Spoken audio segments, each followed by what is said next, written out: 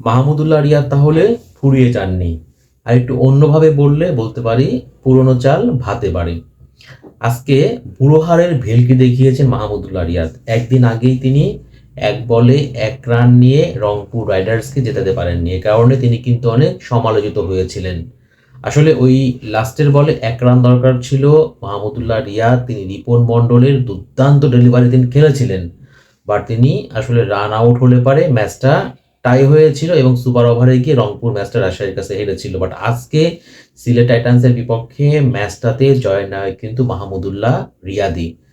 144 run তারা করতে নেমেছিল রংপুর রাইডার্স, সেখানে 95 রানের মধ্যে 4টা উইকেট হারিয়ে ফেলেছিল তারা। সেই জায়গা থেকে পঞ্চম উইকেটে খুশদিল শাহর সঙ্গে মাহমুদুল্লাহ রিয়াদ তিনি 50 রানের অবিচ্ছিন্ন জুটি করেছিলেন, যেখানে 212 স্ট্রাইক রেটে ব্যাটিং করেছেন মাহমুদুল্লাহ রিয়াদ। তিনি 16 বল খেলে 34 রান করেছেন, 5টা 4 মেরেছেন, একটা ছক্কা মেরেছেন এবং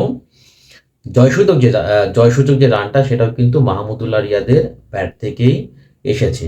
তার মানে ওই অভিজ্ঞতার একটা দাম আছে, এই জিনিসটা কিন্তু আজকে আরো একবার প্রমাণিত হলো।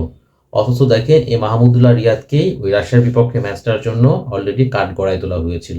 তো আজকে রংপুর এবং সিলেটের বিপক্ষে যে ম্যাচটা, এই ম্যাচটাতে সিলেটকে কিন্তু 144 রান, তারা আসলে খুব বেশি মানে 144 রান টি-টোয়েন্টি ক্রিকেটে এটা আসলে বড় কোনো স্কোর না, ছোট স্কোর। 120 বলে 144 রান, এই জায়গাতে মুস্তাফিজুর রহমান তিনি আজকে দুর্দান্ত বোলিং করেছেন, মুস্তাফিজ 3টা উইকেট নিয়েছেন।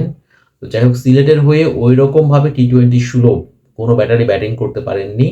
আর রান তাড়া করতে গিয়ে রংপুর রাইডার্সের যেটা হয়েছে, লিটন দাস তিনি 35 রান করেছেন, কিন্তু ইফেক্টিভ যে ইনিংস, সেই ইফেক্টিভ ইনিংসটা কিন্তু খেলেছেন মাহমুদুল্লাহ রিয়াদি। আসলে তার নিজেকে প্রমাণ করা ছিল, কারণ আগের যে 2টা ম্যাচ তিনি খেলেছেন ওখানে কিন্তু নিজেকে তিনি প্রমাণ করতে পারেননি, তিনি কিন্তু নিজেকে মেলে ধরতে পারেননি। আজকে তার সুযোগটা ছিল এবং এই সুযোগটা তিনি কিন্তু আজকে কাজে লাগিয়েছেন। তিনি আসলে দেখিয়ে দিয়েছেন, তিনি আরো একবার ব্যাট হাতে নিজেকে প্রমাণ করার চেষ্টা করেছেন। কারণ ওই রিপন মণ্ডলের ডেলিভারিতে তিনি যখন 1 রান নিতে পারেননি এবং ওই ম্যাচটা যখন টাই হলো, সুপার ওভারে গিয়ে যখন রংপুরের কাছে রাজশাহীর কাছে রংপুর ম্যাচটা হারলো, তারপরে মাহমুদুল্লাহকে নিয়ে যেরকম কথা হচ্ছিল, এটাও বলা হচ্ছিল যে মাহমুদুল্লাহকে আসলে ফ্র্যাঞ্চাইজি ভিত্তিক টি-টোয়েন্টিতে এখন আর চলে না, তার ফ্র্যাঞ্চাইজি ভিত্তিক টি-টোয়েন্টি থেকে অবসর নেওয়া উচিত, এরকম কথা বলা হচ্ছিল। তার বয়স হয়ে গেছে, তার ফিটনেস নাই, তার পারফরমেন্স নাই, এরকম কথা বলা হচ্ছিল।